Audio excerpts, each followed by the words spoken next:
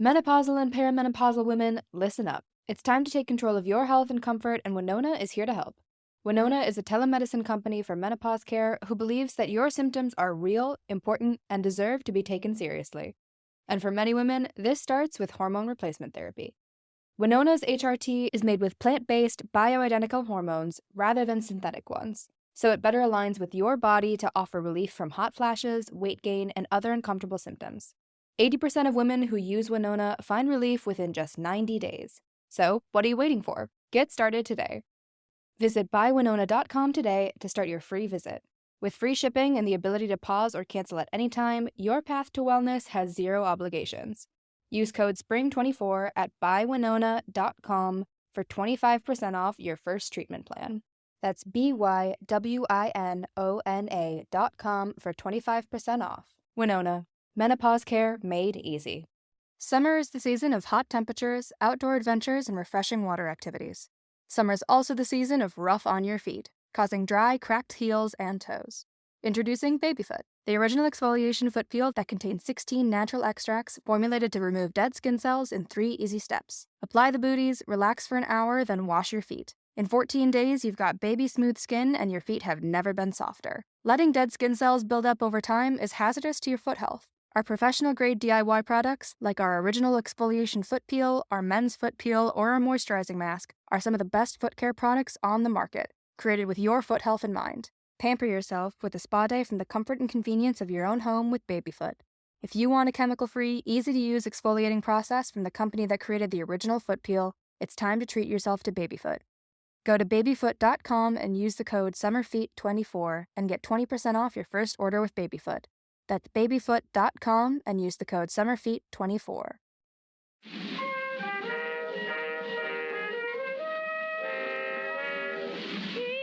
Hello, and welcome to Too Stupid to Live, a podcast that reviews romance novels $5 and under. I'm your host, Becky Feldman, and I am howling about today's episode because, yes, we are reviewing a werewolf romance. Today's book is Pack of Lies by Charlie Adhara, which, when I bought it, was $2.99. Has the price gone up since then? Yes. Is that price over $5? Yes. Is it twice as much? I don't know. Whatever. This podcast is called Too Stupid to Live, not I can do math fast. Anyway, I am so excited about today's guests. My lovely friends John Glover and Marisa Pinson are here. Marisa is a return guest. John is a new guest. But you may know them as the co-hosts of one of my favorite podcasts, On Brand.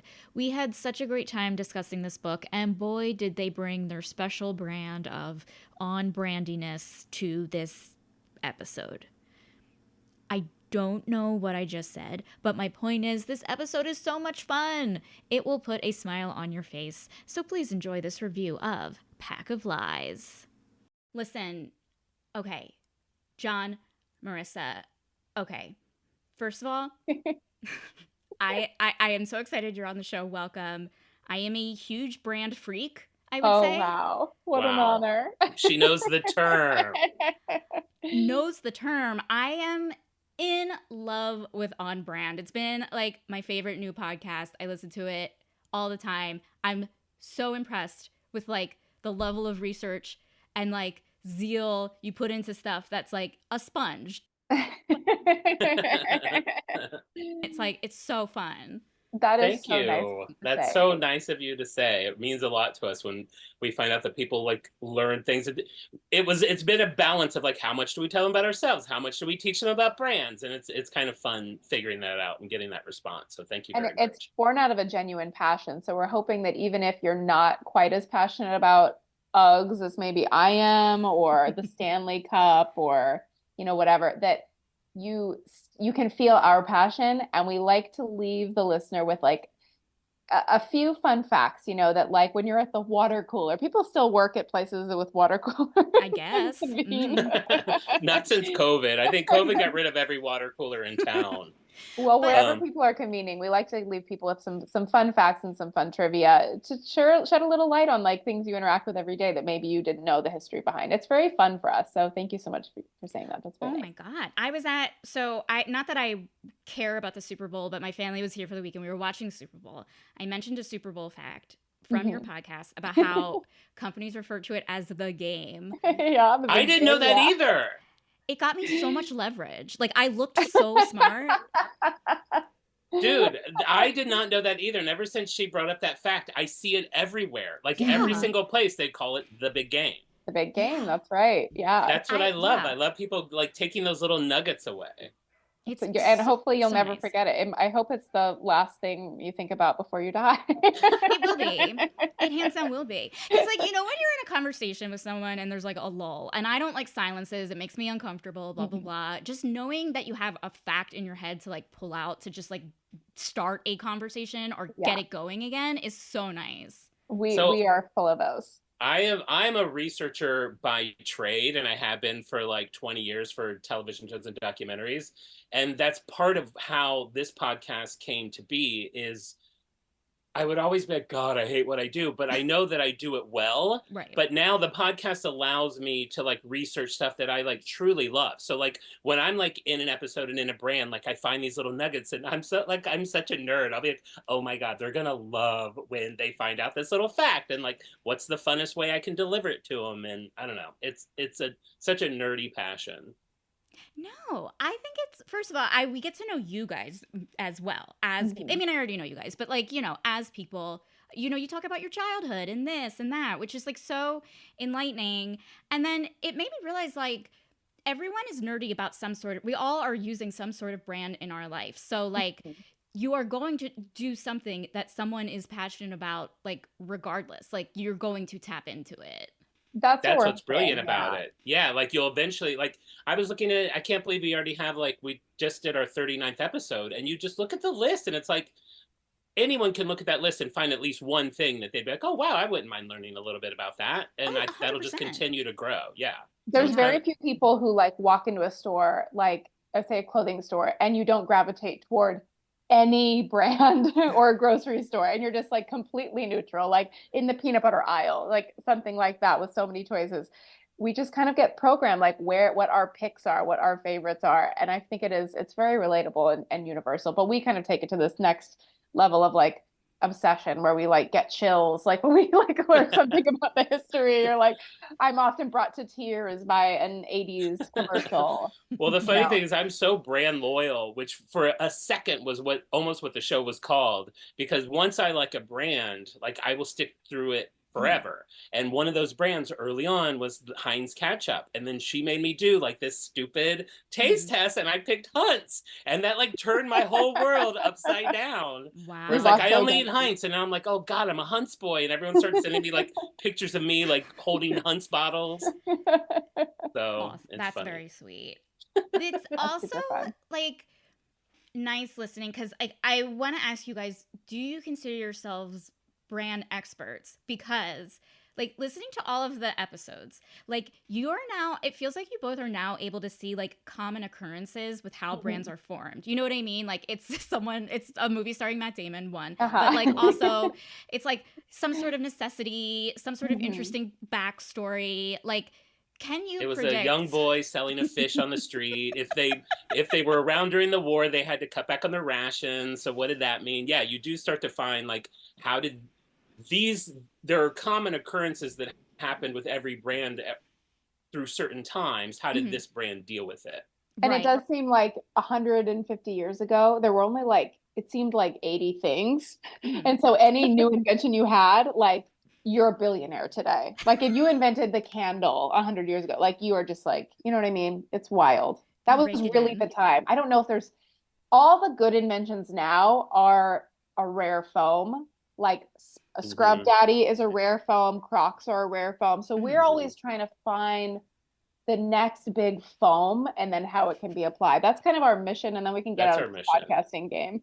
Then we'll have a bunch of money and then on brand, who cares? Then we'll just be living large. You'll be living large. You just need to find the next candle and then you'd be will be That'd it. golden. Well, the I funny thing know. about being a researcher is people are always like, "Oh, you must know this. You're a researcher." And the thing about being a researcher, I'm not Rain Man. I don't know everything. I just know how to find the Right. information really well. So to answer your question about being brand experts, I do not consider myself a brand expert. I have a lot of knowledge of a lot of different brands. I just do, but I can get the information. Right. I can play expert for an hour.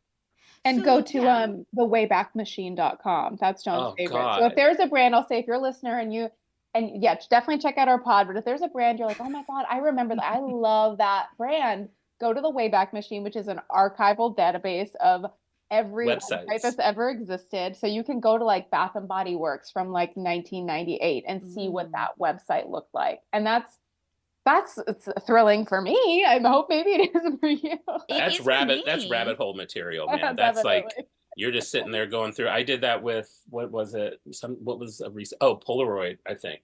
And you just it starts about in 96, but you can kind of see like the evolution of their website and those early ones where it's just like big and clunky and stupid fonts and things flashing to what they became. It's fun. Yeah, so fun. That's not how websites still are, because that's how like mine is. Dude, can I tell you, I bought and you are welcome to go there because it is there. I bought johnglover.com in like 1998 and there's a little man digging that says under construction. It has been that way for 8 years. I'm so excited. I've had other John Glovers in other parts of the world write me. I've had other John Glovers be like, can I just have this website so we do something with it? I'm like, no. I'm keeping this till I die. That's and have people offered you like money, being like, how much? I've never gotten into the money, but people have asked to have the site. Wow. But you would never sell. Like you are such a collector and you have a collection of valuable things. Like you would never sell johnglover.com. Never. Not for $1 million. Not for, well. No. Tax-free. Maybe a tax-free million. A gift card to Yankee Candle. I don't know. I can be bought. Oh, well, you've heard it here, folks. Well, thank you for having us on your show. I want to say we're big fans of you as a person. Happy belated birthday. I didn't send you a birthday thing yesterday. I am not the biggest reader, but I love what your podcast is about. I love that it's about cheap, raunchy-ish could be books. I think that lends itself to a beautiful conversation. So we're super excited and honored to be here. Yeah, thank you so much for having us. We love you, Becky. So much. I love you guys. Marissa, you have been on the show before. Yes, John, years ago. First time. Have you, John, ever read a romance novel before? Have you ever read a book before this week? John, do you read? Okay, so you're like you're an Emmy Award-winning researcher. Do you know how to read? Well, it's funny that you say that because when I was a kid, I was I always see this is where I need Alistair. Voracious. That works. Voracious reader. I would read all the time. And then when I became a researcher, I read so much during the day. I don't find myself reading books that often. Right. Yeah. I think the last full series I read was the Harry Potter books, and those came out in like the late 2010s or whatever that was. 2007. That feels like yesterday to me. I don't even know what time is anymore. That was yesterday. I know, me too. So I like to read. I don't usually read books. I can't wait to talk about this one. I have a lot of thoughts, not only on my process of reading it, which was fucking insane. I'm sorry, I don't know if you cuss. Freaking insane. Yeah. But I don't even remember what the question was, but I'm sure I answered it. Yeah, I was. Can you read? And the audiobook was a necessity. I just get lucky. I look at pictures and figure it out. This book could have used some pictures. Dude, this book could use a lot of things. And I basically picked this book, man. Well, we'll get into it. Well, we'll get into it because I actually, I'm just going to say off the bat, hands down, loved this book. I loved it. Man. But you read, like, so you have all this stuff to, like, equate it to, like, so. Yes, I do. Yeah, I do. And that's the thing. And I think, like, when I was, like, reading it, I was like, oh, I love this because it's different than this usual XYZ thing that you normally see. It was, like, so different. But seriously, before we get to the book, John, you did some research on Harlequin. You put your Emmy Award winning. Listen, you only have to bring up the Emmy 3 times per episode. That's in contract, so you're good. Oh, I did it? Okay. So the Emmy, okay, so Emmy's done. Anyway, you won an Emmy. But you did do research. So I know like I did like a little bit of research on Harlequin to like kind of like mimic how you guys do your it's nothing compared. Good. But No, you did some research. I trust you more than I trust me because I didn't do any research. So John, Becky, take me to school. Well, this sounds about like our show. Yikes. No, I'm kidding. Marisa does impeccable research. Like I said, in Gatorade, I learned a couple things I did not know. No, I did not do a deep dive on research for your pod, but I did pull some interesting facts. And I've never had two people, so maybe you guys can, I don't know, I'll ask a question. Maybe you can like guess. Oh, like true or false? Like it's a numbers game for most of them, I think. Okay, Harlequin publishes. How many books a month do you think Harlequin publishes? Per month? Per month. 3? That Marisa. Seems reasonable. Wait, I have can I ask questions about the questions? Yeah. Does this include digital? Oh, okay. Then it 4. does not say that. I'm going to assume it does, and it does include all of its like subsidiaries. Got it. Okay, so then I'm going to say over 3 figures, right? Like, you tell me. I mean, like, this isn't wow. On Jeopardy. You can't be like, is it? Does That's it how start with an S? It's how I play Jeopardy. You don't see me watch at home. You're not in my house. Actually, for the last week, I have been watching you through that window. Man, is it over 100? Okay, it's 120. I was gonna say 120. That's a lot. It's 120. A lot. Here's a fact. That is a lot. We won't do too many facts, but this fact literally, anytime I hear a fact like this, I don't understand how it can be true. I do the math myself to see if there's some way they've made a mistake. How many Harlequin books are sold? I don't even know if it's worth asking it that way. I'm just going to tell you. There's 4 Harlequin books sold a second. Every second shocking. Of every day, 4.1 Harlequin books are sold. 131 million books a year. And I was like, that doesn't seem to add up. And then I asked Alexa, how many seconds are in a year? She said 31 million. I was like, well, okay, then I guess the math adds up. For a second. This episode is brought to you by LifeLock. Between two-factor authentication, strong passwords, and a VPN, you try to be in control of how your info is protected. But many other places also have it, and they might not be as careful. That's why LifeLock monitors hundreds of millions of data points a second for threats. If your identity is stolen, they'll fix it, guaranteed, or your money back. Save up to 40% your first year. Visit lifelock.com/podcast for 40% off. Terms apply. That's insane, and I 100% believe it, and I 100% like 20% of those books are like me. I was about to say. You're buying what, 3 a second? I'm buying, like, you have no idea what I'm doing right now with my toes. I was going to say about half of those are probably yours. So that is unbelievable. Wow. Yeah. So there's a couple fun facts for you if you go to your book club or you go to a this will air after Valentine's Day, St. Patrick's Day party. I don't know when this is airing. Next time you're at a party, throw those facts out and you're sure to be a hit. These are incredible facts. See, I was like, it was founded in 1948 by a guy with a British name. See, I don't know his name. Also.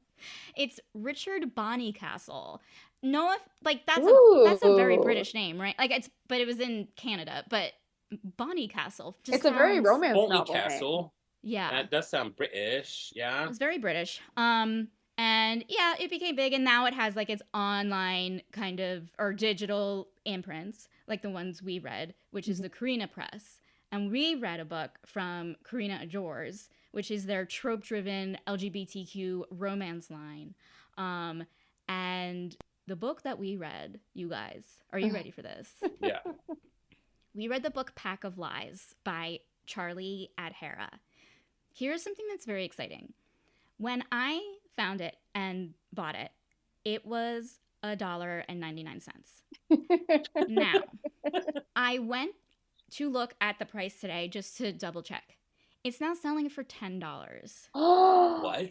Sell it. Sell it now. We'll hold. I don't think that's how it works. List it. Copy. Put it on LimeWire. I don't understand what was going on, whether it was like Black Friday shopping, a Christmas miracle. I don't even know. Wow, But so we got it at a steal. I picked it up at the library, both hard copy and audio copy. oh my God. Becky, let me ask, do you notice a difference in like, so are the digital only downloads, are those considered to be like less good? Is that, or, and then like, are the prestige, but the best ones, the best series, those are the ones that make it to like paperback? It's funny you ask that because there are times where, like, theoretically, yes, but there are times where I will read a paperback, a Harlequin paperback, one of the 120 books that was published. And to me, it feels like, oh, this is the author's 17th book. They just wrote it real fast, phoned it in, blah, blah, blah. You know, it just feels like, oh, shoot, are you frozen? Did I freeze? Oh, no, you're here. Just You very guys are still. here. We're Oh just my God, listening you intently. guys, oh, wow. Okay. I was like, I can't, no one's ever listened to me like that before. Okay. No one's ever like paid attention. I live in my apartment like I'm in the movie A Quiet Place, so I try not to make any noise. Oh, I love this. This Very is grouchy neighbors. my favorite episode. Okay. So like sometimes I'll read one that's traditionally published and I'm like, this is fine. It feels a little phoned in by the author, which I get, you know, not Interesting. everything is a hit, you know. And then I'll like read like a digital version, like something digital from Carina Press that like I saw some author on Twitter or I'm on a bunch of authors like newsletters and they always have links for free books. And I'll just like download a random free book because why not? And they end up being absolutely incredible. So there Wow. are outliers, I will say. There's plenty of outliers. This might be an outlier then. I This mean, is this is at 100%. $10. This is kind of like that's kind of a prestige price for a digital download. It's a prestige price where to the point where like I'm gonna like before you even like post this, I'm gonna double check again and again, do my research skills because God forbid We I put can't out leave people astray. misinformation. Here's my question about digital or the audiobooks. Why does the Los Angeles Public Library only have 5 that you can borrow? It's a digital file. What does it matter? Like, just give it out freely. Did you use the Libby app? Do you use the Libby app too? I honestly don't know. Okay. I use the Libby app, yeah. And it said that 2 of the 4 copies were already borrowed, and I'm wondering if one of those was John. Probably. And there was somebody else out there reading the book in Los Angeles who hopefully is listening to this pod. Probably. We have to reach them. I will say there is like this and I'm saying this, not that I've committed this. There is an underground network of people who like pretend to live in different cities so they could get library cards from whichever city and have more access to different books on Libby. There could be a chance that whoever is borrowing those books is not in Los Angeles. Because really you just need the number from the library card, right? Yeah. Like I did that with swap? You can, yeah. So like I did it with Las Vegas and I got in trouble and I'm not allowed in Las Vegas. You're not physically allowed in this. That's why you didn't go to the Super Bowl? Yeah, they won't let me go. Like it's the worst thing you can do in Las Vegas. Wow, that is shocking. How would you get busted for something like that? Like how could they possibly be keeping tabs? Because I tried to get a book that was unavailable with just my library card. I think it was like a big book that was out too. Like it was, you know, like Fourth Wing or something. It was like a big fantasy book that everyone was reading. And I was like, okay, like I really don't want to spend over $5 on this. Sorry. I'm going to pretend I live in like Las Vegas. Let me see on my Las Vegas like library card, is this available? I tried to borrow it and it says don't have access anymore. Blah blah blah blah blah. Oh no. Oh, they were mad. Banned. Yeah, I'm banned from Las Vegas. I think like reading a romance novel is probably like, what's the demand for that level of scandalousness in Vegas? It feels like if you feel like having a risque evening, you're not popping into the library to get a digital download of a book. Yeah. It's all around. It's all around. You're getting into some real life 3D trouble. Fair. In my head, I was picturing you were able to get the book digitally from Las Vegas. You were reading it on your Kindle, and then all of a sudden, all the letters started to move around, and was like, "You're busted!" And like your Kindle got really hot, and you had to throw it down, and it was like this big thing. Yeah, that would be and then really fun. Keanu Reeves came bursting through my door. If it was our show, it would have been Matt Damon, but that's okay. That's right. That's It's okay. a really good opening to the movie based on your podcast. Yeah. Like, are you listening to Hollywood? Because I got a screenplay ready to go. Okay, so here is a quick synopsis of Pack of Lies. Okay. Actor Julian Duran may know how to play a part in Hollywood, but when it comes to actual shape-shifting, leave that to Eli Smith. Eli is a lone wolf, literally. He manages a haven for directionless wolf shifters in Maudit Falls, all while attempting to stay out of trouble himself. But trouble comes a-howlin' when Julian arrives, looking for clues about his brother's mysterious death. Julian and Eli know working together will help, but pack mentality gets complicated when your secrets keep clawing at your conscience.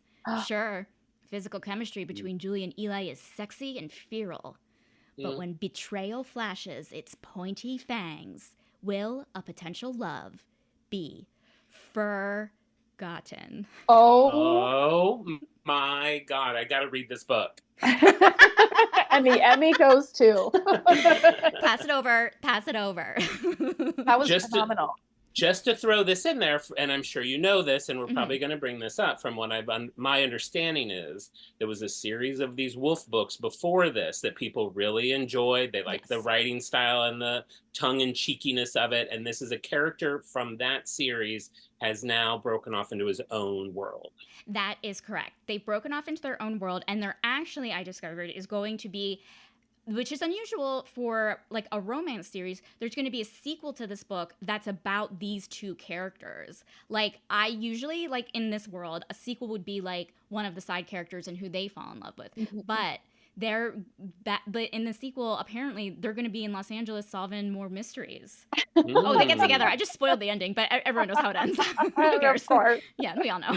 Wow, that is really. So wait, who was the character from the previous series? Was it Eli? Was the character? Oh, Eli was okay. Yeah, and the series was about like Cooper and who he married, and like Eli was like the wayward werewolf they took in to help out, you know. Wow, that's interesting because his character was so mysterious that it felt like if it was like a character you had known before, did that like spoil any of the mystery? Like, because it felt like we were just kind of, he was getting revealed all over the place. I did read a couple of reviews that said this does stand up on its own. Like, you don't have to have read that, but if you have read it, you'll get some of the terminology of like how the wolf world works and like things like that, I think. In skin, in fur. Oh my God, in fur, yes. In fur, in skin. Well, let's talk about this wolf world because like it took me a second to like, because like every single, like, you know, when you watch like Buffy or like the HBO True Blood, whatever it's called. True Blood? In True Blood? Yeah. True Blood. You know, every like kind of like paranormal town like has its own like political system. And like this, it seems like it's very organized, but it's almost like wolf packs are like the mob in this world. Like there's the DeLuca pack.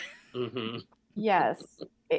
There was a lot of like societal rules and hierarchies, almost at the point where I'm like, is everybody in the town a werewolf? That's what I thought.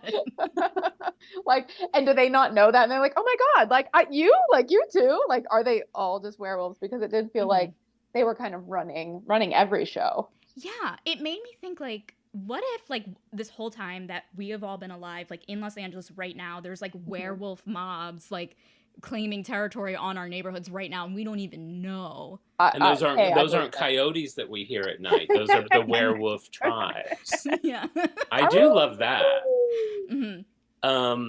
Okay, I want to throw this disclaimer out there before we get into this conversation, and just kind of quickly tell you how I approached this book. Okay. Marissa, it's kind of like how I approach a lot of the foods I eat. It doesn't make sense. Okay, I did nothing with it for about a week, and then I was like, oh, fuck, I got to read this book. And then I started reading it, and then I'm a really slow reader, and I have to keep rereading things. So I went and got the audiobook. Then I started listening to the audiobook, picking up from where I had finished reading it. The guy who reads this book, and we'll get into this later, it's insanity. This guy does every character. I think every character sounds crazy. I couldn't differentiate between them. They were either just a gay guy or a woman for everybody, I think. Yeah, So his then I performance was panicked. very like middle school play. Like it was very over the top. Playing the voices of the women are very like, well, I don't know if I've seen him around here anymore. It was very much like Yeah. 12-year-old. Yeah, it was And they all wild. kind of sounded the same. Yeah. So then I was like, this isn't working for me because I don't even really know what's going on. So then I panicked and read the last chapter of the book. And I was like, okay, at least I know how it ends, but I don't know how I got here. And then today I've been re-listening to the entire audio. So I'm all over the place. You're all with over this the place. thing. I love think how I you know did the this. basic things that happened, but I'm confused by character names and chronology. There you It go. also was a Yeah. pretty dense lore. Like I know that that's maybe more typical with this kind of genre stuff, but the lore was like a lot to parse apart. You need like a map, you need strings to like keep track of Yeah. too. There's a I lot of needed that. betrayals. Like, I honestly, like, I think because, like, the way my brain works, like, I pay attention to what I pay attention to, and the other stuff kind of just, like, flies past me. And usually, like, in books like this, it's always, like, the love story is the one that I'm paying attention to. But Yeah. it felt like there were times where it, like, took such a back seat, and I'm, like, waiting for, like, a sex scene or, like, an emotions scene, and it's like, well, who's Cody? Like, You know how long you waited? You waited 3 hours and 50 minutes before the sex scene started. On the audiobook, if you want to get to the sex, go 3 hours and 50 minutes into it, and you'll find the sex. I don't think you want this 37%. man talking about a rock hard penis in boxer shorts. I don't That's think the you other want thing. that. He doesn't say penis. He says dick and cock, and it's like, and I can be a dirty boy, but like every time he said dick and cock, it was like so jarring because they were trying to be like a Southern belle the whole time, and he's like, "Do you want to suck my dick?" And I'm like, "What's happening?" It made you not gay anymore. Yeah, I'm straight now, ladies. Your lucky night. Oh boy, they're all clawing. It Claws. felt like I was like, it was like an actor from like a 1950, like the voiceover from like a 1950s movie was doing this book and didn't realize that like it was like it's like he time traveled in time from the 1950s to do this book. And I mean, that would be a good book, right? A time There's traveler your who has to book, read yeah. an audio erotica. Like that would be something. And I'm for almost some surprised he reason- didn't do his own Foley work, like skin slaps and and sweet pea clumps or whatever was going on. Yes, I would say if you want to truly like get horny, like reading this book, the audiobook is not the way to do The it. way to go. Yeah, because like, wait, I have something here. I'm gonna find. He was just like the way he would talk was just like. Julian shivered beneath his hands, not from the cold, not with the way he immediately started fondling his buttons, you know, like, and I'm just like, what is this right now? Like, this is so funny. It was wild, so distracting. Okay, maybe you can tell me this because you've read a million of these books. I was expecting a dirty book with hairy boys. Like that's why I was like, wolf. Oh, cool. They're like Armenians. Like I like a nice hairy boy. They're gonna fuck and it's gonna be raw. So I don't think there was any penetration in this book. No. I think they fucked each other's hands. Like he's like, I gripped his dick and he's like, fuck my hand. And I'm like, what is happening? Somebody did get a butthole fingered. Okay, right. They played with his crack or whatever. But it's not fucking. Is that normal? Is it like, I'm like, is this the level normal. of what these books are? They can't penetrate. Like it used to be in Playgirl, you couldn't show a hard on, you could only show a softie. So I didn't know if that was like a rule in this world. It is not a rule in this world, and I was very surprised because like I was expecting like they were gonna, you know, because like there's one point where he's like, oh, I don't have my, what is he, like, sex equipment or something? Like he says yes, he was like, I'm not ready. I'm like, this is a book. Like, be ready. Yeah, like the author can say just that change they're ready. the words, and then you're ready. Yeah, just like, you know, you can make this world where the condom's there. Like, just have a condom in your wallet. We all do. Easy I have to peasy. run to the store, Julian. What? No, you don't. Just have it. I've had this plot where like Julian, he was bi, he was kind of like had never been with a man before, so he was like nervous, and so I was kind of rooting for him. I was like, I want to see Julian butt fuck Eli. Thank God, you. I didn't. I wanted Eli to be you. the top because he was hairy, and then when Eli started to like show bottom tendencies, I was a little disappointed. I will say that I really did. I actually loved that. And that's what I wanted to see more of. Because I just thought it was very interesting to see a guy who doesn't have a lot of experience being with other guys, who's just a human, being able to like tell a werewolf, what I'm assuming is someone who has been with plenty of men, what to do. I'm like, this is humanity. This was maybe the greatest literary expression of humanity to date. Oh. Really, it's like, you know, we're all full of layers and dichotomies, and what is more beautiful than seeing that? Yeah. A lot of things are. There's so many other things. I wanted to rip my eyes out. Would you have liked it more if they did butt fuck? No, because I was mostly listening to the audio, so it would have been like, I'm penetrating your wolf butt. Like the unsexiest thing I've ever heard in my life. There were times, because like I was like, would drive, like I would be driving and listening to it, like, and that's when I would, so when it got to the sex part, I would literally have to stop, because I'm like, I cannot listen to this man. And I say this, like, I have a lot of respect for, I would love to be an audiobook narrator, like we're all performers, we're you know, but this, you would have done great. You would have killed it. You would have killed it. Hands you would have killed it. And but I think the book is only about like 12% sex. It's like all Not mystery. It's all looking for things and looking at clues, and everyone's got a secret. It's like a game of Clue come to life. It's not a sexy game. No. And like, and I'm like you, Becky. Like I like the I read romance novels now, like, but they're nothing that's like supernatural or fantasy, but I like seeing the development of the relationship. I like when they go from not getting along and then like they learn a little bit more about each other's histories and past, and they get more vulnerable, and you get to kind of see like that dialogue feels really natural, and you kind of like feel them kind of falling in love. And when the moments where that was happening, I was like, oh, this is wonderful. And then they'd be like, enough of that. We need to go find a clue. I know, it would drive me nuts. And it would be like so abrupt. Like it'd be like I don't know, they're having like this hot thing, and he's like thinking a sexy thought, and they're thinking a sexy thought, and they're like gazing at each other, and I'm like, fuck. And then it's like, later on, they were hiking in the snow, and I'm like, God damn it.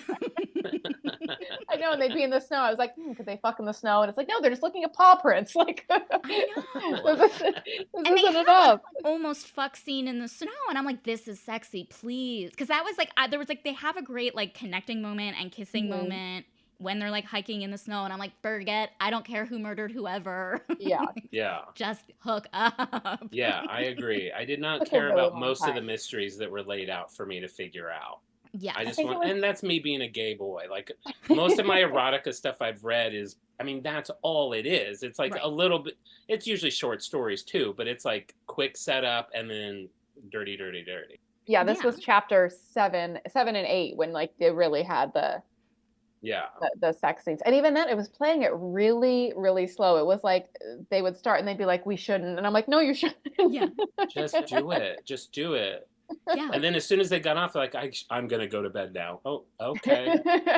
Bye. It almost was like, is this based on a true story? Because it almost feels like kind of like real life, like where it's like, and then we kind of like had a hard time, like that I mean happened with Julian, where it's like he felt like embarrassed after the first time they hooked up, where he was like, I wasn't good. I'm like, is this like someone's like real story? Yeah, that felt very real. Very real. Like, I understand it's the next day, you had the best sex, you're like, it's the next day, you're awkward, whatever, but this was just like, this is a legit fear that like I have, you know, and I don't want that in my werewolf fucking books. The first sex scene was a lot of like, oh God, I've never done this before. Am I doing this right? This is terrible. He hates me. I'm like, right. Did I misread this? No, this can't. This could. No, we shouldn't. We should. Yeah. Come on. And I know people bend over, spread your cheeks. Get out of business. So Becky, you really enjoy this book. Like, what is it? Like, what is it that you loved about it? Here's my number one reason I loved it was I thought it was clever that Eli had the personality of a vampire, but he was a werewolf. And I was like, thank you for that. Interesting. I loved his character. I loved everything he said and put in and out of his mouth. Like That's interesting. I love That's really interesting. John was a vampire in high school. So John, did you see any vampire qualities in Eli? Well, I honestly think I just did myself such a disservice by relying on the audiobook that I get I was it. just Yeah. constantly mad at the voices that like they were so there was nothing for me to like attach to or feel much about with just the performance of it. I should read Definitely. I should read this one of the sex scenes, like just straight up read it to see how it plays out by my own thoughts instead of his actory Totally. thoughts. Read it quietly Yeah. to yourself right now, and then let us know if you get a boner. Raise a Okay, flag perfect. if you get a boner. Let's watch him. All right. There we go. There's like on TikTok, like you could follow a lot of like sexy male audiobook narrators like Whoa. testing out like, hey girl, like you're doing great. Like, you know, just like listen to one of them and then like imagine that voice in Right. the book. And I think like you'll be pleasantly surprised because Okay. yeah, the audio, like again, respect for every creative out there. Of Audiobook course. narrator. Of course. We all make our choices. It's a bold one. We all have to live with them. You know, there was one line in there that Julian said that I won't quote it because I don't think I wrote it down, but it stuck with me just because of what we've gone through over the last few years with COVID and like losing people. And a lot of this is about like, you know, him losing his brother and he's following his brother's path and trying to figure out the things, you know, that Rocky, that's his brother, like went through. And there was just this little moment. It wasn't even like a major part of it, but he was saying like, after Rocky died, like everything became normal too quickly, and it made it almost seem like the death didn't matter. And it was like, like when something that big happens, it's like colors should be all reversed or time should be upside down, but everything was just normal too quickly. And I resonated with that just because, you know, there's been death in my life over the last few years. So I thought that I wasn't expecting to get that little bit of like deepness out of this. Absolutely. That part stuck with me too. Cause like, I think we've all had that moment where it's like, you're in the middle of grief and then you're like, should we go to Marshall's because there's a sale? And it's like, why am I thinking that? But you do. You know what I mean? Yeah. Yeah, I know. It's I guess almost like I you still feel just guilty, like returning to normal, you know. That and those were like truly the best parts of the book is when like which is why it's like not a missed opportunity because this writer can write whatever they want, but to have both of those, to have to like pay both of these plot lines, like you know what I mean, this emotional relationship that's developing, and then like so much of it, I was joking with John, I'm like, this turned into the Da Vinci Code. Like we are like people are getting shot at, we're looking for like the letter, like the clue. It was just like SD so much card. to follow. The SD card, the picture's been deleted. I couldn't follow. I could read this book having Eli not be a werewolf. It's just a guy named Julian who's in the midst of his grief. He goes to a ski resort and falls in love with Eli. And this would be my favorite book of all time.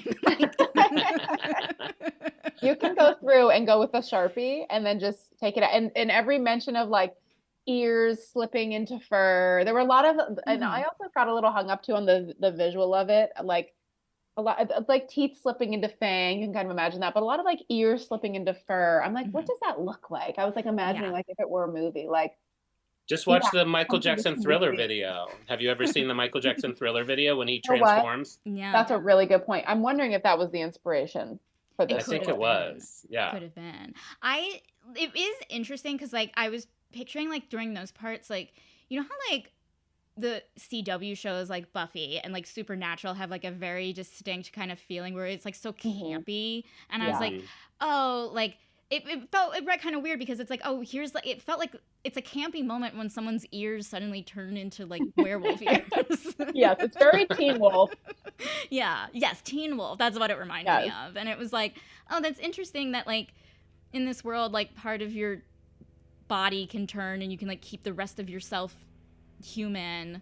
If you I did think that was Oh, no, sorry, go ahead. No. I didn't mean no. No. Good night. No. Okay.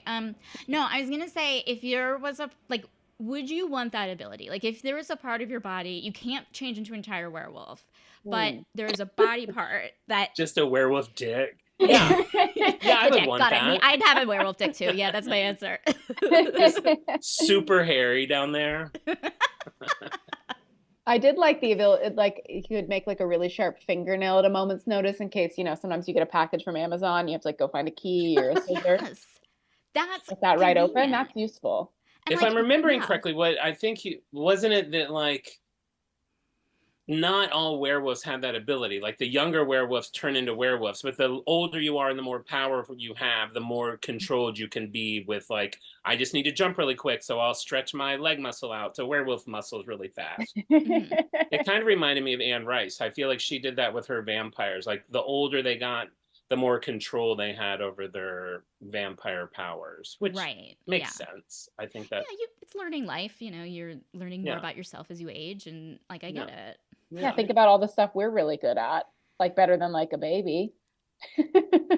Well,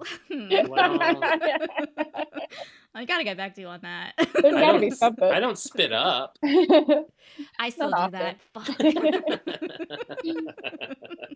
I did that like right before we started recording. I had another thought. Now I can't remember what it was. I think eyesight for me, like he's able to like, you know, like doesn't need like, it seems like werewolves have good eyesight. Like he doesn't need a flashlight and he's just like pretending to use one. And I'm like, that would be nice to not, you know, be able to see in the dark. Yeah, his hearing didn't seem quite as good as I thought it was going to be, because when he was in the room with Julian, he was trying to listen to the people from the elevator, and he was like, they're a little too far away and there's too many like doors between us, so I can't hear what they say. And I'm like, I was like, a vampire could hear what they're saying. So yeah, and it was like too windy outside for him to hear people coming. It was like, don't you have like dog power?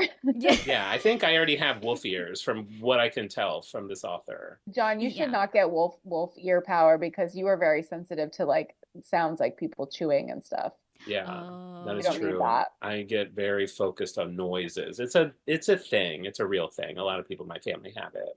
I'd like to be able to pick. I liked when Eli threw Julian off a cliff unexpectedly. Oh my God, I don't even remember. I think I must have missed that part. Yeah, he like was that at the end? They were being attacked, so he like picked him up and threw him off a cliff. Yeah. It was a bold move for somebody you're hooking up with, and I found that intriguing. I would throw you off a cliff. I would push you down stairs. Stairs or the cliff of the house. To save my life, yeah. Whatever you need. Yeah. It was nice because, like, at that moment, like, it's like shit's going down. Like, it's like he just, like, Julian knew that Eli was a werewolf before Eli knew Julian knew. Wait, hold on. Like, Julian knew early on that Eli was a werewolf and just kept it to himself, you know, and was just like, da-da-da, da-da-da. They have this reveal. I couldn't tell, like, how dumb he was. I know, yeah. And I think, like, it was, like, there was, like, this question of, like, when did Julian, like, suddenly do the shift of, like, oh, werewolves are real and I'm cool with it. Like, it just went, like, what's going on to werewolves are real and I'm cool with it. That was the working title for this book. Werewolves are real and I'm cool with it. Part 1. Yeah, that was really weird because it did when he acted like he didn't know what was going on. I believed him. I was convinced by it, and I didn't think he was covering it up. But yeah, it was kind of hard to track, like, who knows what and who knows what. You know what I mean? It was that was a little too much. It was all too much. Yeah. And it was very funny because, like, this was like the one book where, like, Eli, like, where it was like actors and their skills were like, damn it, it's an actor. Like, it was like Eli kept getting like frustrated. Yes. Like, can't read Julian, him and his acting. Yeah, I was trying to figure out if he was an actor if he's an actor in our world, who is he? Because they said kind of like more of a probably older B actor than like Matt Damon, of course. Sure. Like an Ian Ziering. Maybe maybe an Ian Ziering. That's a good one. Yeah, that's actually probably who this was based on. The scenes are a little less sexy through that lens, but you know. I'm not gonna lie. When there had been moments in my life where I found Ian jerkable, like jerk offable. Well, when you reread chapters 7 and 8 for that. Just get a picture of him as my bookmark. There you go. One thing that Eli said that I thought was interesting, I have always thought of like werewolves as like people that turn into wolves. But he described it as like you're a wolf and you can become something that almost passes as human. Yes. Which That was you're very always a interesting. wolf, but you're either in fur or in skin. That's what he said. yeah, I thought that was yeah. interesting too. So And I was like, kind of, is that like common, like werewolf, like, is that canon? Werewolf? Do they not like to be called werewolves? Do they prefer? Oh, well, there's like, it depends. And there are people who know more than me, so I will preface that. But from my understanding, like, it seems like werewolves and wolf shifters are two different things. Werewolves, they, turn into werewolves like on a full moon. They can't help it. It's just like something that happens, blah, blah, blah, blah. Wolf shifters is you are a species where you can shift into a wolf, and the wolf is, and it's part of who you are. It is used interchangeably. I'm not a stickler, so whatever. Other people are calling them werewolves in the story. So Exactly, yeah. But I think technically, Eli is a shifter as opposed to like a werewolf. But yeah. if a werewolf bites somebody, they don't turn into a werewolf. Right. Yeah. In this, it's like they don't tell you how you become a werewolf. It just seems like it's a gene or something. Yeah, I got a little hung up because they didn't specify how they become a werewolf. For in my mind, I had like vampire rules in my mind, like if you get bit, then you become one. And so every time I don't want to interrupt you there, but there's more to it to becoming a vampire. You actually, they bite you, and then they have to present you with vampire blood. You have to drink vampire blood, and then you lose your body, and then you become a vampire. It's a process. So I'm sorry, I didn't want to step on your toes, but yeah, a resident vampire expert. You can't just go to the boardwalk and get bitten by a vampire and suddenly and then I'm a vampire. No, pay $20 and you live forever. So every time that Eli was, or that Julian was like even when they were getting bit, like during like sex, I kept being worried that was going to be like a plot point, is because there even was a line where it was like he nibbled just a little too hard, and then I was like, oh no, Julian's going to turn into a werewolf, and then it never happened. And I was like, okay. And at the end, he got attacked and like bitten and gnawed up and like ended up in the hospital. And I thought there's going to be, now he's a werewolf, and then it didn't happen. I'm like, oh, I guess that's not the lore. Right. Yeah. Because they kind of like allude to it of like, oh, because like they find like, there was like this one human who was like, I want to discover the secret to being a werewolf, and then I'll have ultimate power, and they're like, that's not how it works. But they never really explain how it does work. So it's like your brain is going to just assume the next thing in that we know of, which is, getting bitten or whatever, Yeah. I wonder if they explain that in that first series. I bet they do. Yeah. And that I understand, maybe they're like, if there's like, for the people who are like, love this author and are reading all of it, like they don't need a repeat, but I could have used a repeat because I didn't read the other books. For a story this dense with like lore and history and like hierarchy and like rules of the world, there were so many rules about the society, and like, give me 2 lines about where they come from. Yeah. Even if there was like I don't know, like a paragraph of like, welcome to the Maldet Falls where werewolves roam. Here are 5 rules you should know, chapter 1. And then I'd be like, great. Yeah. I would have loved I like that. Do you think, am I the only one that thinks if you're being attacked or about to be attacked by a werewolf and they're really angry, if you do something like you do to a dog, like make those like dog sounds, will that calm them down? Like saying like stay. Yeah, like come here, boy, like talk to him like a puppy, or are they? You have like a lot enough? if you have a little ham in your pocket, like you do, if you threw that like really can you far throw away, a ham cube at them and they'll be good? I think so. Yeah, okay. I do believe. I mean, if it's not in this book, then it's true. It was true. Probably in the first book. Yeah, I might reach out to the author. I should have done that before we got on pod. Well, I feel like we should all just be walking around with ham in our pockets, just in case. You're not? No. Oh. You can never be too careful. You can never be too careful. I have a question. In this town, like, there's this, like, kind of, like, myth, or, like, it's like they have their own kind of, like, Sasquatch, Loch Ness monster called Sweet Pea. If I hear the name Sweet Pea one more time, it is the stupidest name for a monster in the world. And hearing that theatrical guy say it, awful. Yes, I 100% agree. I think it is such a weird name. So my question for you is, as branding experts. Oh, a Just kidding. Brand-Aid. This is what we call a Brand-Aid. I think Sweet Pea needs a Brand-Aid. And they even did it like when he was like talking about his brother Rocky. He's like, and Rocky was fascinated by all the legendary creatures, like the Loch Ness monster, and he went through all the ones we know, and then he's like, and Sweet Pea, and I'm like, oh my god, like you, it's so stupid. It's so weird. It's like, oh, you're obsessed with a monster that literally everyone calls their baby. Like, it's very weird. Yeah, especially if this exists in a world where all those other monsters like Loch Ness, Sasquatch, those like all exist. It's like you guys know like what kind of names these things have. Like, right, yeah, get a little more creative. So that's a good question. If we were able to rebrand Sweet Pea, what would that be? I don't know. Yeah, I would need a minute to think on that. Maybe by the end of the show, we'll have a good name. Yeah, I'm putting it out there. I like that question.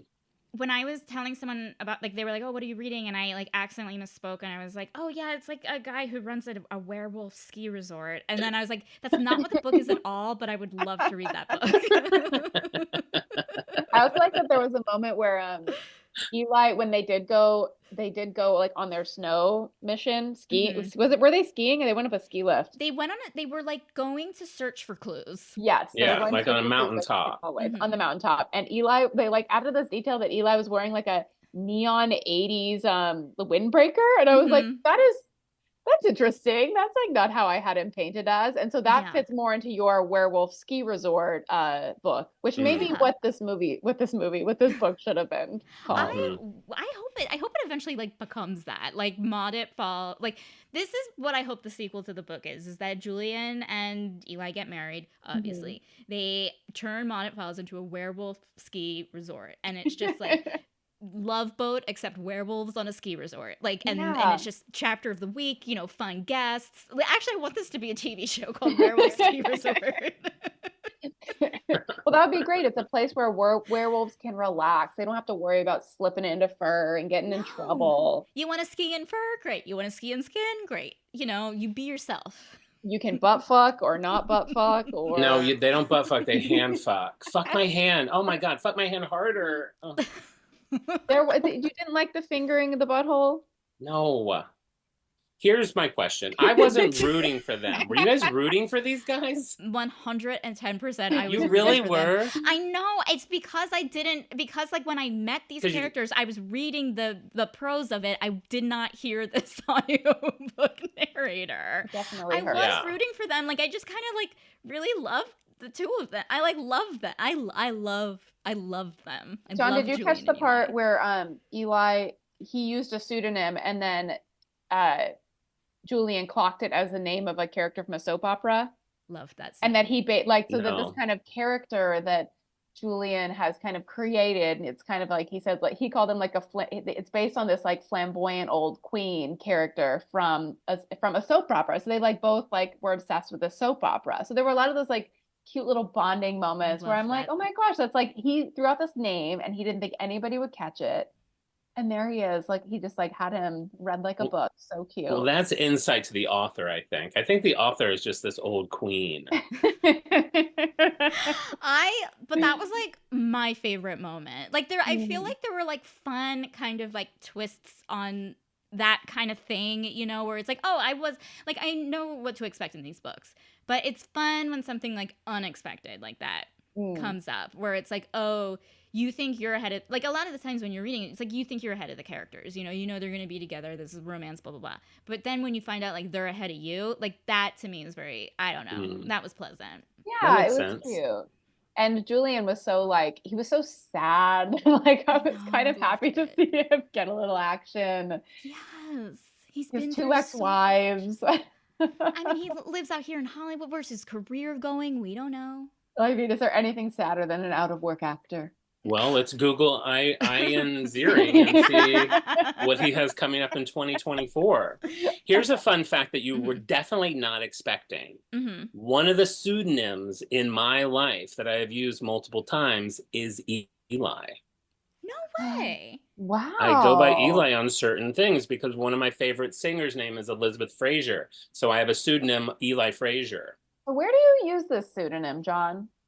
Different websites or, what website? Like chat rooms?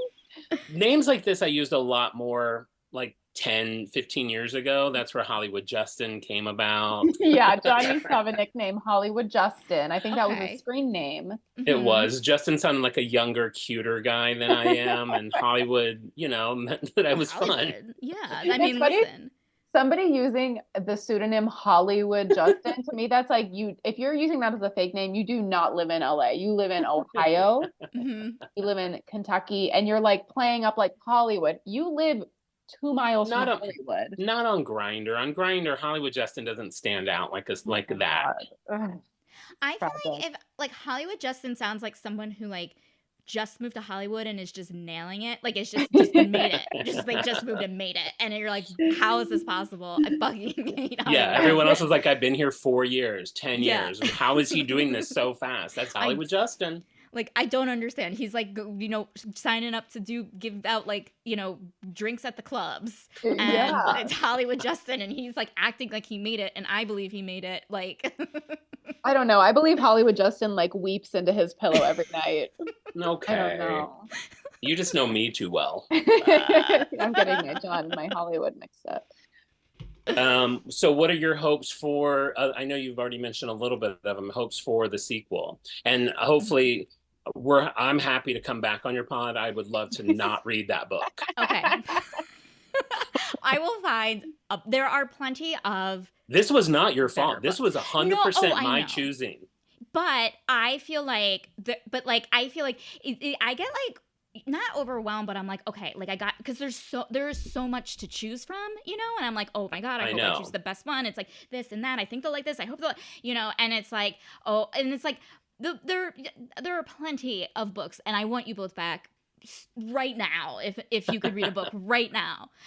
Nobody could anticipate that narrator, that No. audiobook narrator. So that was not on you. On paper, this is the perfect book. Yeah. It's werewolves, it's supernatural, it's Brand, got gay. the Harlequin brand, and Mhm. had all the things we wanted. Yeah, it was true. It was true to the Harlequin brand. The tropes were there. It was just like, oh, let's find a way to like make this well-written book terrible. Oh, let's have like Yeah, I just want to be jerking off for the 2 weeks leading up to the pod. Like, I don't want to have to like. me too, and I couldn't, And I couldn't.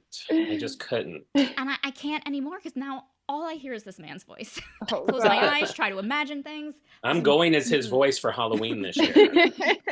All I hear is Julian. Julia. Like, And all the women were the same. Oh my God, it was so funny. Yeah, it was like Southern Belle. It was almost like in an 80s TV show if a guy is like dressed up like a lady, you know what I mean? Like and trying to like pass like at the grocery store as like a lady, like because he's like doing some kind of caper. yes. It was very it was bosom like, buddies. It was very Tootsie. It was very like, well, I don't know. Like the worst. It's like you don't have to do the voice. Like this isn't story time at the library. We can use our imagination. Just talk regular. I know. Yeah, I guess like, I don't know how yeah. audiobooks normally work. Well, like the thing is that like he was so theatrical, and you don't need to be theatrical in a book like this because it's about werewolves fucking. You know what I mean? You just That's a really good play point. it real. You know what I mean? Just Yeah. just tell us the story. Like that's all Yeah. we need. Like you don't need to sell it. We're already sold. We bought it, and with like the content For that's $1. We've already put our $1 down, bitch. We don't need you to do it. Yeah, it's Put there. our 4 quarters It's in the there. machine. Exactly. Yeah. I got, the playing card. So like, and so it's like, I don't know. Like, I feel like what I like about like a good audiobook narrator or a good erotica narrator is just like close to the microphone, like they're whispering in your ear and they're talking only to you. You know what I mean? And that's I what just I got wanted. hard. I literally just got hard from that. That's how straight I am now. As I say in the gayest voice. Yeah, this guy was not that. He was like a carnival barker. He was playing to the back row in the theater. There was no whispering sweet nothings in your ear. No. No, it was the opposite. It was like I was being yelled at by a kindergartner teacher in 1953. Like, I don't know what it was, but it was just like nightmare. It was the opposite of erotic. So, Becky, this is a question. So, obviously, you don't want, well, John might, but you don't want it to get like too steamy right away. You want to build up the Of course. anticipation. excitement for this relationship. How soon into where do you think is like the perfect spot to do it? Okay. You asked my favorite question of all time. I think it depends on the characters and context, and the series. But I feel like, for me, if I had my druthers, like, first kiss 25 to 30% in. First, and then we have like making out, close making out. First full on sex scene 50% in. Wow. We're going nuts till we're 75% in. Then we have the drama.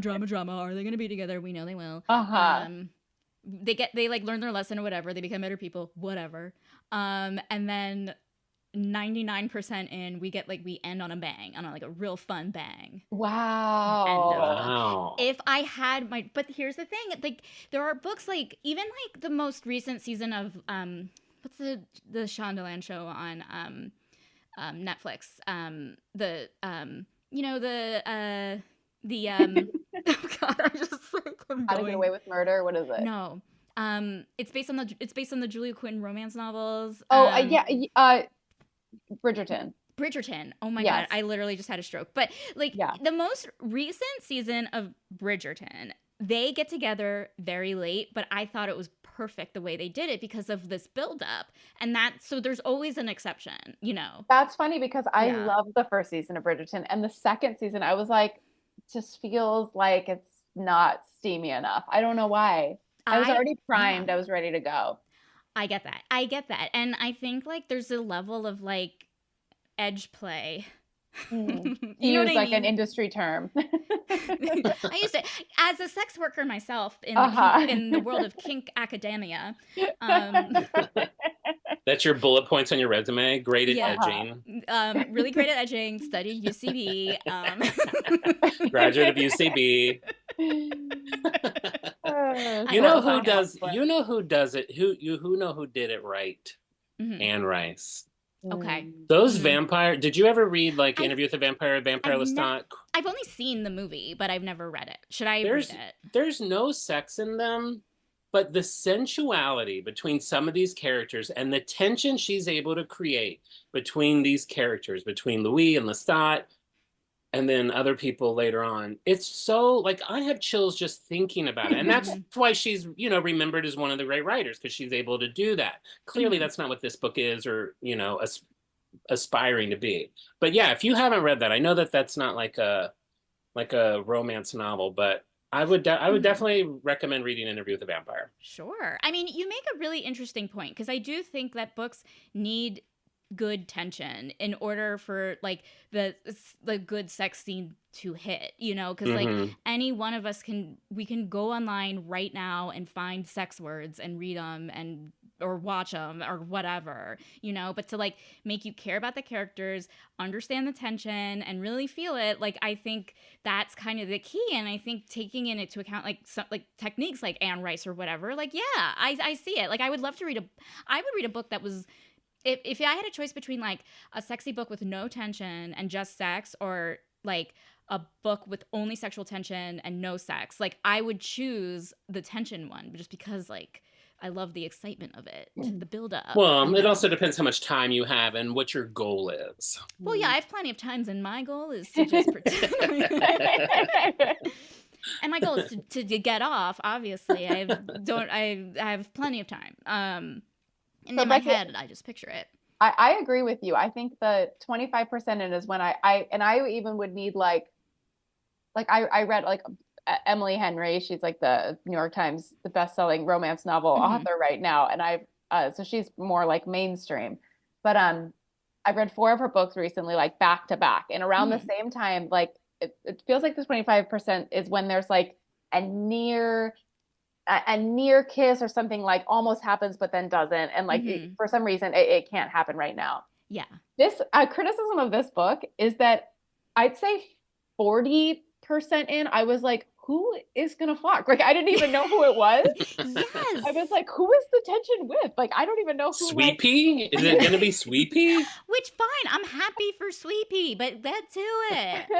It was so like mysterious. Whereas I like in like even at the first meeting when the first two characters who are going to be whatever the ones who are we're watching their relationship, for there to be some like heat rising, you know what I mean, a little flush, a little something, a little Yes. noticing, give me a little sprinkle that like, okay, pay attention to these two because they're really going to be like the ones to watch. And I was like, is anybody horny?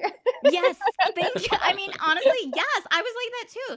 Because, like, I could tell that, like, okay, Julian would, like, notice Eli and be like, that's a beautiful man.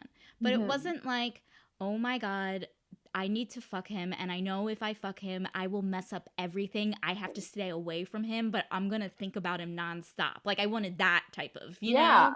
Well, and also because he was an actor, so a lot of people were commenting on like, "Oh, he's handsome." It just felt like everybody was saying, like, kind of saying the same things about everybody that they're handsome. It just felt like I wasn't locking into that relationship early enough on to feel like that was the road I was taking. And then when it hit, I was like, "Oh, I'm loving these conversations and this like intimacy and vulnerability." But it maybe just like sooner. I'm with you on the 25%. I want to be like at first glance when they first lock eyes. I want to know that this is who it's gonna be. Yeah, I want to know, like, that night after they saw each other for the first time, they were both heavily jerking off. Like, I would need to know that. Yeah, I will say it did get to a point where I was just like scanning through the book so mad. I was like, I need to see a dirty word. Like, and I just kept going and going and going. Like, how much longer do I need to wait? And it was, it's chapter. It's considerable amount of time. Yeah. Yeah. Here's the thing. That said, I thought, even, you know, on occasion when it wasn't sexy with the audiobook narrator, I honestly thought it was a fun read. There is a lot that I don't remember that I didn't retain intellectually, or like that I didn't retain with my brain or anything. Like I saw the letters, but I don't know if I remember. But I loved this book. Well, and I also think that I'm just a harder critic because like I said in the beginning, I don't read a lot of books. So when I do read a book, it's kind of precious to me and I want it to be like such a good book. And I know that's not what this ever was going to be. But you guys read a lot more, so it's like just in your arsenal. Right. But even like with readers, like I think people I know who who read, and including myself sometimes, like our time is valuable. You know, you want to read something. Oh, yeah. I wasn't saying that my time is more valuable than yours. Oh, no, I wasn't saying that either. I'm just saying. No, now I feel like an asshole. Wow. No, I was saying that, like, readers who read all the time are just as critical as you can them as readers who don't, or as people who don't read all the time. Do you know what I mean? Like, it's like, oh, like, it does, like, who cares however many books anyone reads? We're all people. Our time is all valuable. We all matter. And, like, we want to do shit with our time that is valuable, whether it's read a book or, like, have Hollywood Justin, you know. Passing out drinks on the street. Our time he is photographs valuable. weddings now too. So if you know anyone getting married, oh my God, I know so many people getting married. I gotta go Hollywood Justin's number. But I'm just saying, like, you know, our time is valuable no matter what it consists of. You know, whether we read or not read. You know, and like we want it to be worth it. I completely get it. I completely agree with you. Yeah. No, I'm glad that you guys and Marissa's. That's kind of our relationship. I think she's good at finding like more of the positive things and things, and I'm like, boo. But you need that. It's like yin yang. I love everything I read, and I realize I don't have the ability to separate like what makes something good and what makes something bad. I just don't have that ability anymore. I'm done. And so I need to have conversations to figure out how I think. But that's nice that you can skip over the parts that you're like, well, this isn't really like, I'm not really too invested in this. Now it's the Da Vinci Code, Hunger Games, Mystery Saga. I'm just gonna, like focusing on the parts that were really lovely about the book, the relationship and stuff. Yeah. I think it could have been maybe a 10% spicier if I have a criticism on that end, but yeah, you can still appreciate that. It's not like it's a bad book. You could just skip over the parts that you don't like or that don't really appeal to you and then just focus on the part you do. Exactly. Yeah. All right, Becky, I'm going to ask you an on-brand question. Okay. if this were to be turned into a film, who does Matt Damon play? Oh God, I was gonna say Sweet Pea, but Matt Damon is Sweet Pea. Sweet Pea. I love it. Honestly, it's really funny because I'm just like, when I was like reading Julian's character, I'm like, this is Matt Damon. Do you know what I mean? Like there were times where I'm like, this is Matt Damon, right? Like that makes it. Ooh, that's funny. So when you read a book like this, I for some reason don't usually picture like a real. I don't know who I'm thinking a real about, actor, but I don't really put like an actor in my mind. Do you like usually have somebody you visualize? It kind of depends. Like I'll like read like the character will like the character will be introduced. They'll say a line of dialogue or there'll be like some sort of description, and then like I think my brain will just like automatically assign someone to it. Is it usually the same person? It's always Matt. No, it's honestly who I watched on TV earlier that day because it's like who's ever in the back of my mind. Like, right. So I was like, watching that there's the Netflix documentary about Alexander the Great. So I was picturing Alexander the Great, the actor playing Alexander the Great, being Julian. But then when Eli started talking, I was like, he sounds like Damon Salvatore from the Vampire Diaries, which I watched, and I was picturing Damon, that actor, I forget his name, but like him, except he wasn't a vampire, he was a werewolf, and it was like it was my sexual fantasy come true until I listened to the audiobook. So you have like your little like actors repertory of that your cast that you can slot in. Absolutely. And it's and they're in my closet. I pull them out when I'm like, oh, they said brown hair. You're in, your buddy. Whoever's the hottest guy you just saw on TV earlier that day. Honestly, yeah. Like that's usually what it is. Is like it's like whatever visuals in my head is like always. It's like the last hot guy scene is the guy who stars in the book or something. What about you? Oh, sorry. That's funny. Yeah, I need to get better about that, about like casting it in my mind, because I think that does make it more fun. It's not my go-to. I kind of just like, and sometimes I'll even get to the end of a book and I'm like, what color hair did that guy have? Right. Like I didn't even like really do any work on my part. Like if they didn't tell me he had arms, he doesn't have arms. Yeah. I'm not filling in any blanks. I need my hand held a lot. Really? That's so interesting. Yeah, I know. There's some people that literally cannot visualize anything. They're like not capable of it. That's like a whole bummer. thing. Yeah. I know. That does seem kind of sad. Becky, I was going to ask, do you do that also when you masturbate? They make fun of me because when I jerk off, like my jerk off fantasies are very elaborate. It's like I go to my next door neighbor's house and he like his wife's out of town and he needs me to babysit. And it's like, and I have this whole scenario. Oh yeah, tell how that whole scenario goes. You put on his wife's nightgown. You let him hug. Okay, not always with the nightgown, but sometimes. And then he comes home and he's drunk and it's dark, so he just thinks I'm his wife. I love this story. That's not what. Like, John, I feel like you have like 200. You have like a Rolodex of these like short stories you basically like written, and you can kind of like access them. But they have like, which is why it's funny because I feel like you would kind of like romance novels because you're not just like going straight to like I'm having sex with my neighbor's dad. Like you're going to like I sneak in and I. Yeah, but these are also like, 6 minutes long. They're not like, this audiobook was long. Over 9 hours. Yeah. Well, it's funny because like when I fantasize, when I masturbate, like I think of like very grandiose romantic stories and I'm always like caught in act 1 thinking about who the characters are that I fall asleep. Nothing ever happens. Nothing gets done. And then I wake up being like, I was thinking about something. And then I was like, oh, I was thinking about the character's backstory. And I was like, oh, look, my unused vibrator is next to me. It's still vibrating. Yeah, now I gotta get out of bed because I have a life to live. You go through a lot of batteries. Yeah. It's like vibrated down the hall. The girl that never came. There's your movie. That's it. Yeah. That's why these romance novels are so great. They're like, you're like, okay, thank God. I don't have to think about like the lore of this guy's past and he had a brother and he died and then he spent the whatever. It's like, no, they tell you and then you don't have to do all that work. Yeah. Exactly. Yeah. It's like, and Yeah, and like the books you remember, you know, or just like, you know, sometimes there's like scenarios that I remember, like, oh yeah, I remember in that book they like had a 3-way in a bathtub. Like, I'll do that one sounds tonight. so much spicier than what we read. Oh, guys, I've read everything. And I'll read anything. Have you ever been to the site nifty.org? That sounds familiar, but no. All right. I encourage you to visit it. That's where I Okay. go for my erotica quick fixes. Okay. And if you see an nifty.org. author named Hollywood Justin, you know who that is. He pretended to be his wife. Oh, God. But what happens? You're in the nightgown, you're laying in bed. He asked me to babysit. He's like at a work thing. Goes later than expected.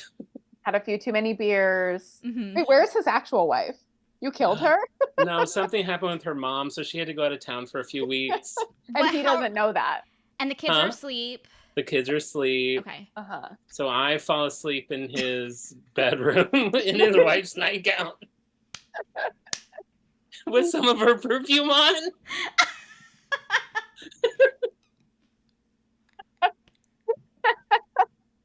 And he's so drunk he can't even see straight, but he feels the satin, he smells the rose. He sees the nightgown, smells the perfume, and it's like, that must be her. At what point does he realize it's not her?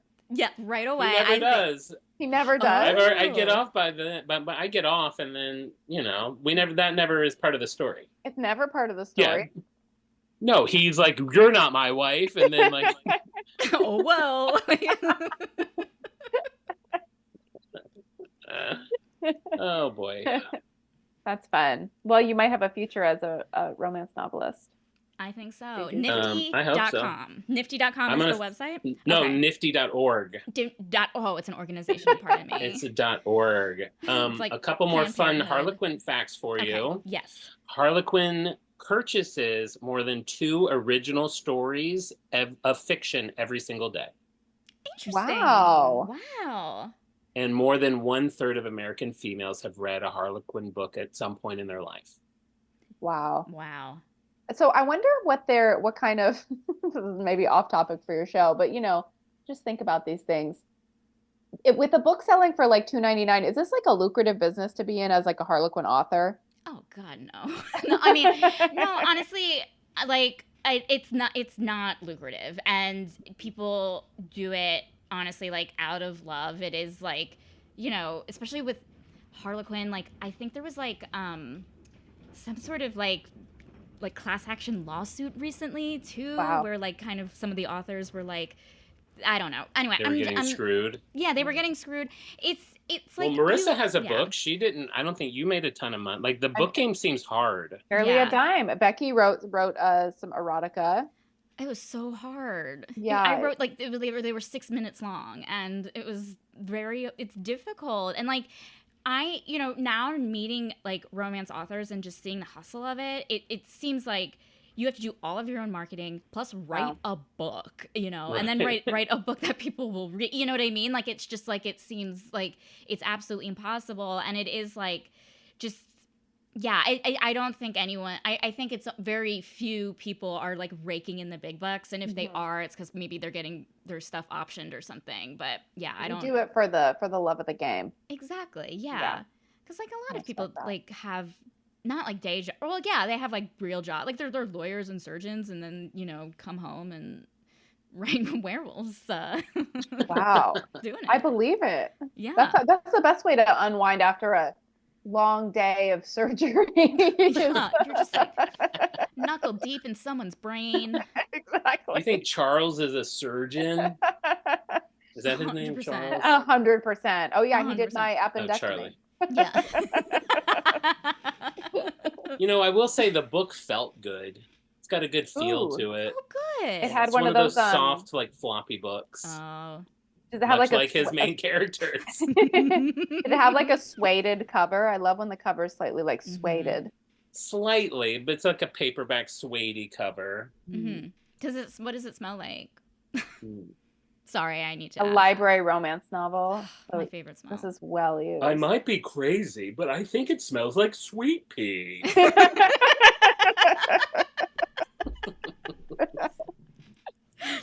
Okay. I am going to ask for your rating. Any final thoughts you may have. We are going to rate this. I was going to say rate it on Sweet Peas, but now I want to rate it on Hollywood Justins. 1 out of 5 Hollywood Justins means you hated it. 5 out of 5 Hollywood Justins means you loved it. And I'd say rate it on like how much fun you had reading it. Just, if you want to rate it on quality, go ahead. But I'm saying I'm going to rate it on fun, the fun that I had. And I'm going to give it like 4.5 out of 5 Hollywood Justins, taking away that 1.5 part because of the times that I was listening to it. That's a lot of Hollywood Justins. That's a lot of Hollywood Justins. I'm going to say because I listened to it so much, I'm going to balance you out and give it 1.14 Hollywood Justins. Okay. I'm going to say 3.25 Hollywood Justins because the parts that I liked, I really, really liked. And then the parts that were like not so fun, it was kind of like a snooze. But I think the parts that were strong, I really had a lot of fun with. Oh, good. Could have been a touch spicier, but isn't that always the case? Isn't that always the case? I feel that way with every book I have ever read. Have you ever read a book, Becky, and been like, too spicy? Well, that's just too spicy. Well, the history of hot sauce by blah, blah, blah, blah. I did write Marisa at one point today and was like, these two guys are just driving me crazy. I wish they would just kill each other with shovels.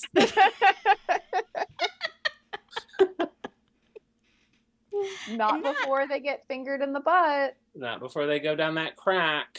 Yeah. Oh, and that was the other, we're done, but no, but go on. In one of those very first sex scenes, like, didn't he come in like 3 seconds? Like he he just touched his butt crack and he's like, I came. Yeah, they come fast. What? Which is why it was so funny. It was like, this is like a book. It's a fantasy. Like, why are you putting in like something you can make it embarrassing? last longer. Yes. I know. That's right. I didn't come yet. Can't they come multiple times? Like, I know that's probably scientifically impossible, but like, who cares he's a wolf. Yeah, it's a wolf. Rebound doesn't matter. Exactly. One more fun fact about Hollywood Justin. In college, I spent a weekend day in the dorm with my only goal being to see how many times I could come in a day. It was 9. Wow. I don't know if that's off pod, but there you go. I'm impressed. I'll tell you, 8 and 9, not fun. They weren't fun. Wait, I have a question. How well did you sleep that night, though? You probably slept well. I don't remember, but I would assume I slept like a little baby. Where was your roommate? The doors up. John, I need my book. They were counting off. They were like, 1, check. Hollywood, are you in there? Hollywood, we can hear you. You did major in nutting, though, so this probably was homework. I also had a single, so there you go. Oh, yeah. I was one of those. Lucky. Yeah. That's pretty lucky. I'm surprised then only 9.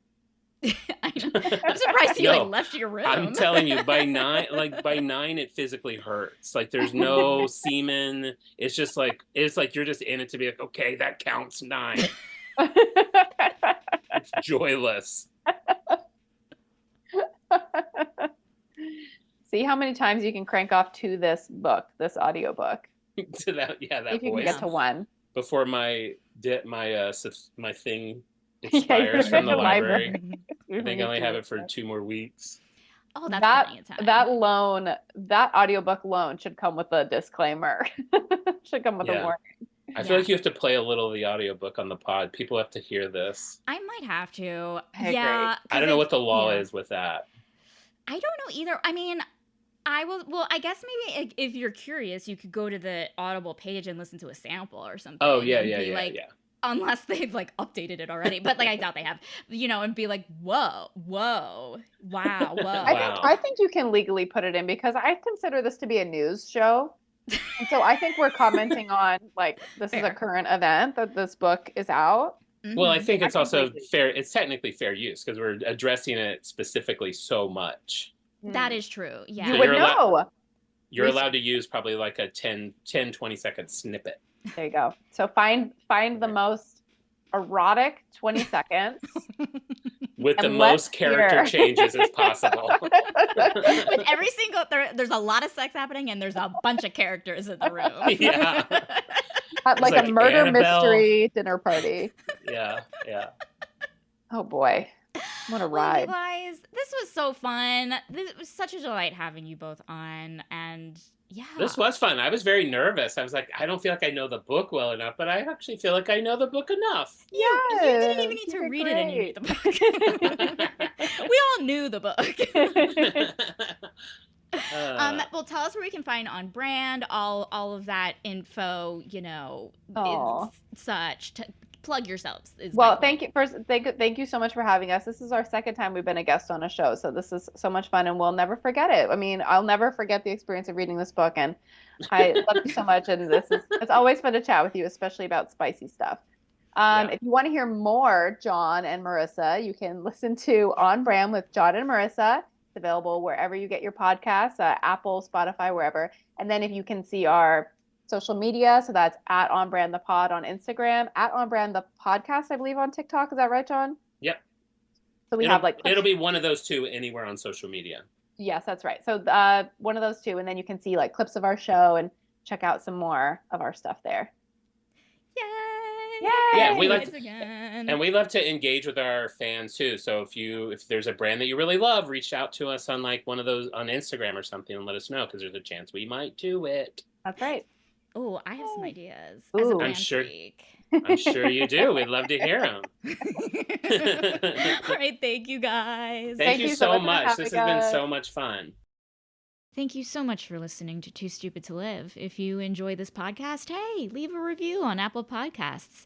If you didn't enjoy it, why did you listen to the entire thing? Like that, you're still here. Like that's on you. Anyway, if you liked the summary that I wrote of the book, you can check it out on the episode page at tstlpodcast.com.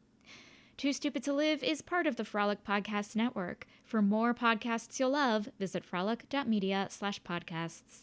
Thank you so much for listening and have a great rest of your day.